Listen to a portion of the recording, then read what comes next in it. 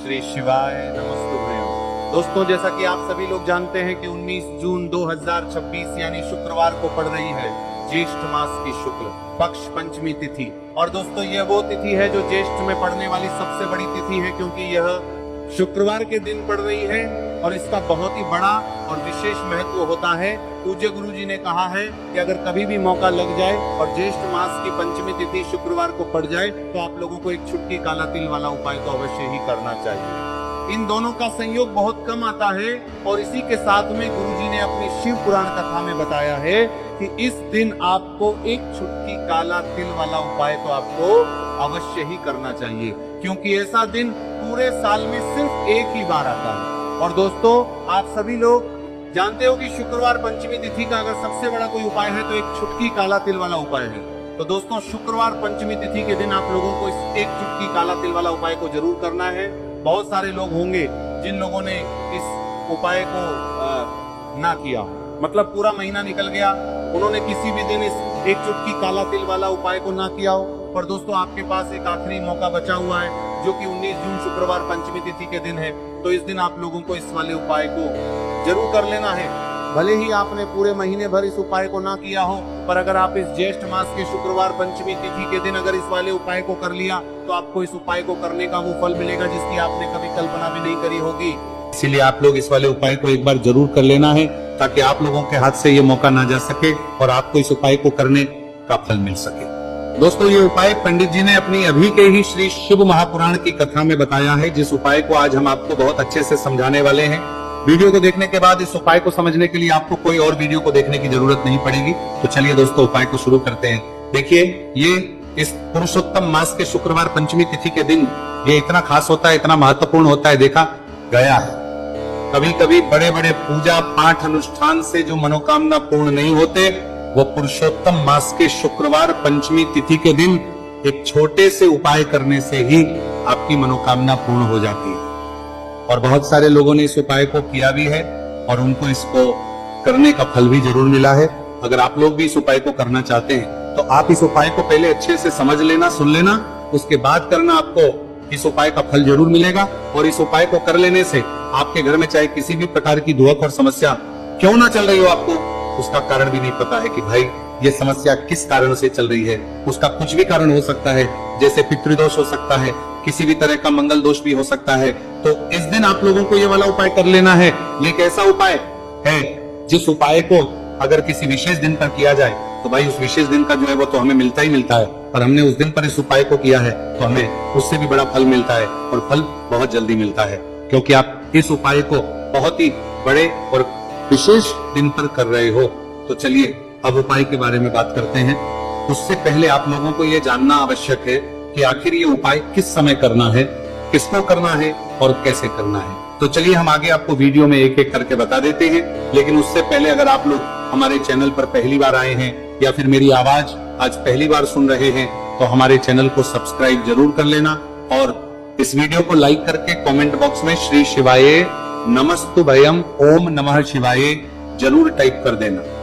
तो दोस्तों, इस एक छुटकी काला तिल वाला उपाय को हमें इस शुक्रवार पंचमी तिथि के दिन कैसे करना है, किसको करना है, किस समय करना है और कहां पर करना है, ये सारे सवालों के जवाब आपको इस वीडियो में मिल जाएंगे। और जो ये वीडियो देखेगा भाई, उसको एक छुटकी काला तिल वाला उपाय जरूर करना चाहिए, क्योंकि इस दिन एक छुटकी काला तिल का भी बहुत ही बड़ा और विशेष महत्व होता है। और जब बात आ जाए एक छुटकी काला तिल वाला उपाय की, तो ये सोने पर वाली बात हो जाती है और ये एक बहुत ही बड़ा उपाय हो जाता है इस शुक्रवार पंचमी तिथि का। तो अब दोस्तों, इस एक छुटकी काला तिल वाला उपाय को आखिर करना किसको है, सबसे पहले हम लोग वो बात जान लेते हैं। तो देखो, घर की जो बड़ी माताएं बहनें होती हैं, उन माताओं बहनों में से कोई भी एक बड़ी माता बहन इस वाले उपाय को कर सकती है। और दोस्तों, अगर आप चाहें तो अपने घर में से सभी सदस्यों को भी इस उपाय को करवा सकते हैं।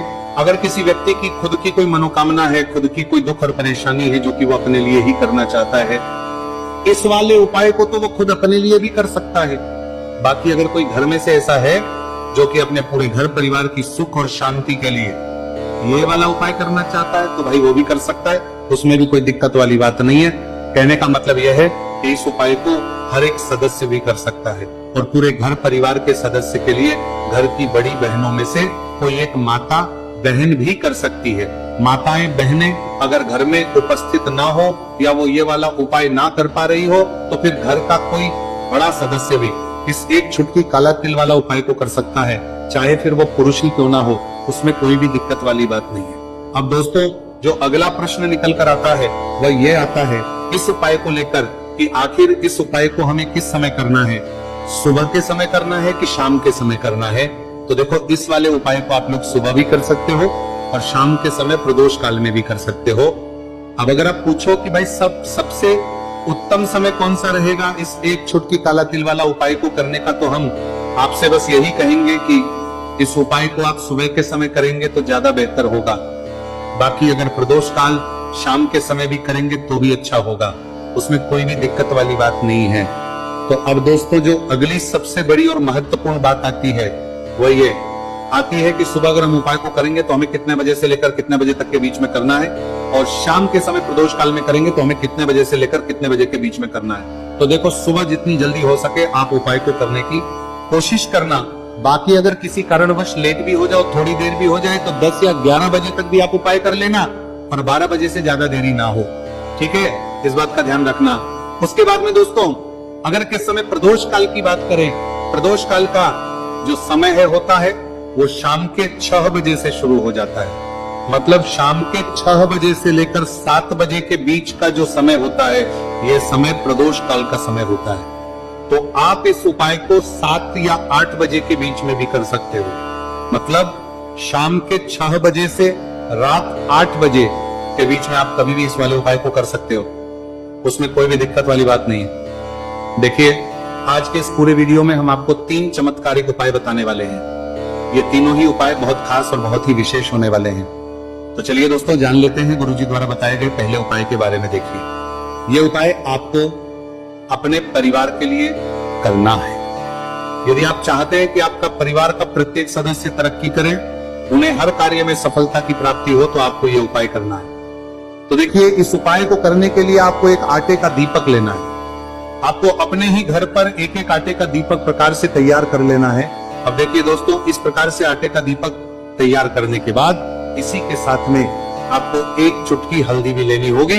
अब ये दोनों ही सामग्रियां लेकर के आपको पहुंच जाना है अपने ही घर में तुलसी जी के पौधे के पास में। देखिए कई लोग कमेंट करके पूछ रहे हैं कि क्या हम तुलसी जी के पौधे के वहां पर, हमारे घर में जो तुलसी जी का पौधा है वह सूख चुका है, तो वहां पर भी इस उपाय को कर सकते हैं। तो हाँ बिल्कुल आप इस उपाय को जो आपके घर में तुलसी जी का पौधा है वहीं पर आपको यह उपाय करना है। देखिए सबसे पहले तो आपको ये जो उपाय है सूर्यास्त के बाद यानी कि रात्रि के समय में ही करना होगा। अब देखिए सबसे पहले आपके पास जो एक छुटकी हल्दी है उसे आपको तुलसी जी के पौधे में डाल देना है। अब देखिए आप जो एक आटे का दीपक लेकर के आए हैं, सबसे पहले तो आपको उसे तुलसी जी के पौधे के पास में रखना है, और तुलसी जी पौधे के पास में रखने के बाद इस दीपक में हमें शुद्ध घी का प्रयोग करना है, और इसी दीपक में हमें गोल रूप की बाती का प्रयोग करना है, क्योंकि यह जो दीपक है विशेषकर हम हरि विष्णु नारायण के नाम से लगा रहे हैं। अब इस दीपक को आपको प्रज्वलित कर देना है और आपको भगवान विष्णु से, माता तुलसी से प्रार्थना करनी है कि हमारे घर में परिवार का प्रत्येक सदस्य तरक्की करे, उसे अपने हर कार्य में सफलता की प्राप्ति हो, पूरा परिवार खुश रहे। हे भगवान नारायण आप हमारे परिवार की रक्षा करना। अब देखिए दीपक को प्रज्वलित करने के बाद आपको तुलसी जी के पौधे के नीचे यदि तुलसी जी का पत्ता गिरा हुआ पड़ा है तो उसे आपको उठा लेना है। आपको ध्यान रखना है तुलसी जी के पौधे से पत्ता तोड़ना नहीं है, नीचे गिरा हुआ है तो उसे आपको उठा लेना है। अब देखिए आपके घर में भगवान विष्णु की, भगवान श्री राम की या फिर भगवान श्री कृष्ण की यानी कि श्री विष्णु के किसी भी अवतार की प्रतिमा लगी हुई है, तो वहां पर आपको जाना है और आपको थोड़ी सी चीनी या फिर मिश्री आपके घर में हो तो उनका भोग आपको भगवान विष्णु के सामने लगाना है, और जो आप तुलसी जी का पत्ता लेकर के आए हैं उसे भी आपको उसी भोग में डाल देना है। अब देखिए थोड़ी सी देर इस भोग को वहीं पर रखे रहने देना है, और फिर इस भोग को आपको अपने घर के परिवार के प्रत्येक सदस्य को प्रसाद स्वरूप प्रदान करना है। यकीन इस उपाय को करने से आपके परिवार का प्रत्येक सदस्य हमेशा तरक्की पर रहता है और आपके परिवार में हमेशा खुशियां बनी रहती है। तो इस प्रकार से आपको पहला उपाय कर लेना है। अब हम जानते हैं दूसरे उपाय के बारे में। देखिए, ये जो उपाय है विशेषकर धन की प्राप्ति के लिए है, माँ लक्ष्मी को प्रसन्न करने के लिए है, और विशेषकर शुक्रवार पंचमी तिथि की रात्रि में ही आपको यह उपाय करना है। देखिए, सामने आपको एक दीपक दिखाया जा रहा है, तो आपको एक दीपक लेना है। दीपक आप मिट्टी का भी ले सकते हैं, आटे का भी ले सकते हैं। अब देखिए, इस दीपक में आपको शुद्ध घी का प्रयोग करना होगा, और इस दीपक दत्त में आपको विशेषकर मूली वाला जो धागा आता है, लाल रंग का कलावा का धागा जिसे हम कहते हैं, उसकी बात ही आपको इस दीपक के अंदर प्रयोग करनी है। यानी कि लंबी बाती का आपको इस दीपक के अंदर प्रयोग करना है। अब देखिए, ये जो दीपक है, आज रात्रि में लगभग 8 बजे के लगभग आपको ये जो दीपक है तुलसी जी के पौधे के पास में प्रज्वलित कर देना है। दीपक की जो बाती है उसका मुख आपको उत्तर दिशा में रखना है, इस बात का ध्यान रखना है। और आपको ओम महालक्ष्मी नमः इस मंत्र का लगातार जाप करते रहना है। देखिए, इस मंत्र का आपको 11 बार या फिर 108 बार जाप करने के बाद तुलसी जी के पौधे के नीचे से थोड़ी सी मिट्टी उठानी है।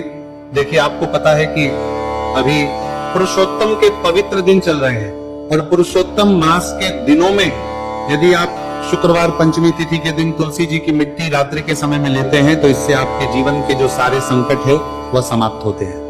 अब देखिए, आपको एक गिलास लेना है, उसमें आपको जल भरना है, और जो आपने तुलसी जी की मिट्टी ली है, सबसे पहले तो उसे गिलास के अंदर डाल है, और इसी के साथ में आपको एक चुटकी हल्दी भी उस पात्र के अंदर डालनी है। अब देखिए, इस जल का छिड़काव आपको अपने पूरे ही घर में करना है। देखिए, जल का छिड़काव आपको अपने घर के प्रत्येक कोने में करना है, मुख्य द्वार पर करना है, प्रत्येक कमरे में करना है।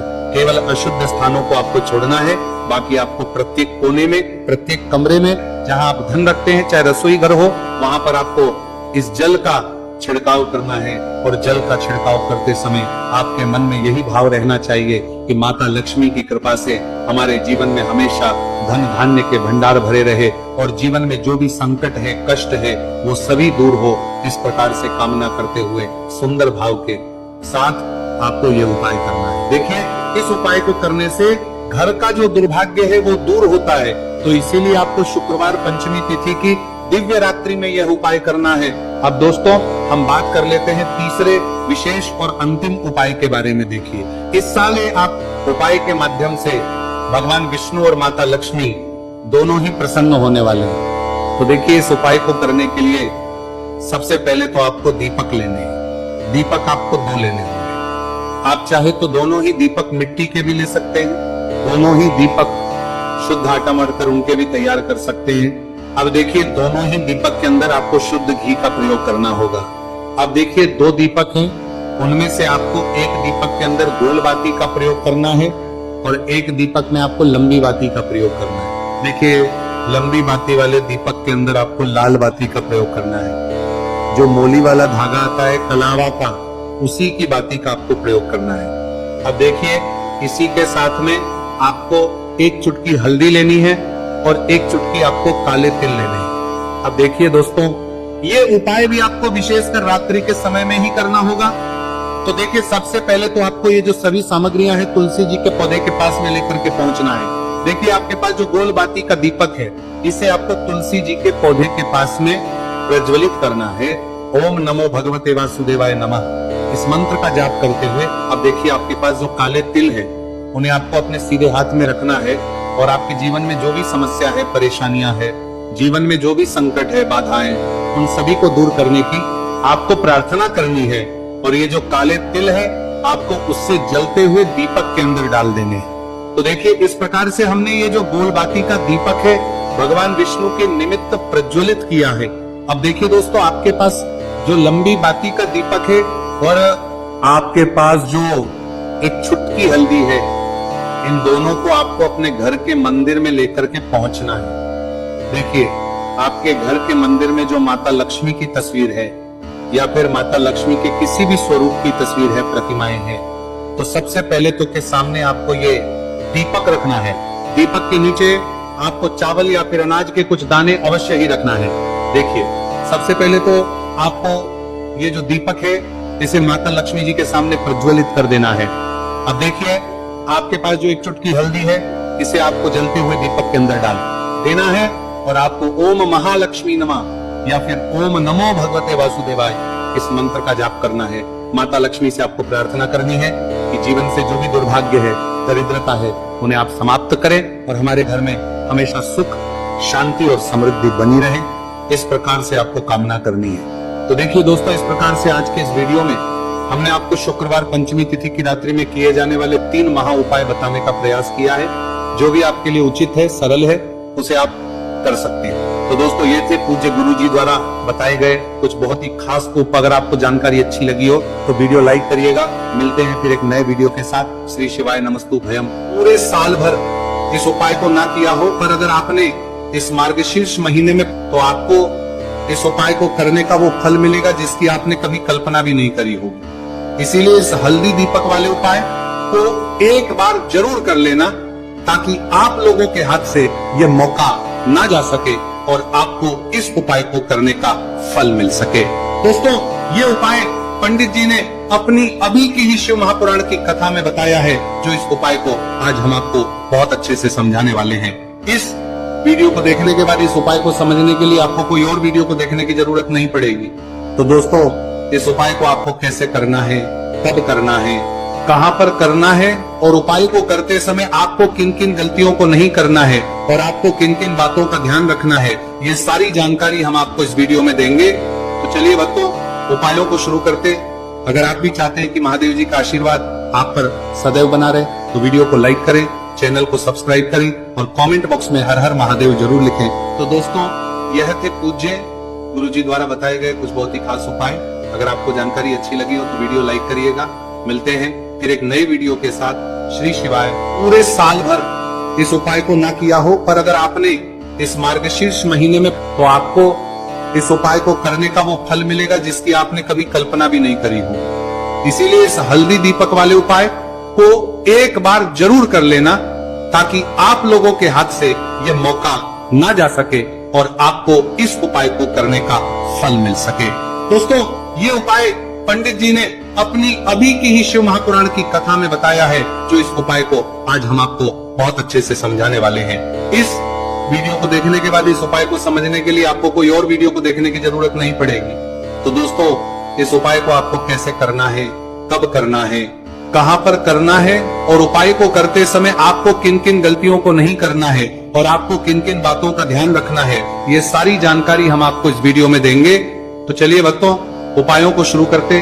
अगर आप भी चाहते हैं कि महादेव जी का आशीर्वाद आप पर सदैव बना रहे, तो वीडियो को लाइक करें, चैनल को सब्सक्राइब करें और कमेंट बॉक्स में हर हर महादेव जरूर लिखें। तो दोस्तों, यह थे पूज्य गुरु जी द्वारा बताए गए कुछ बहुत ही खास उपाय।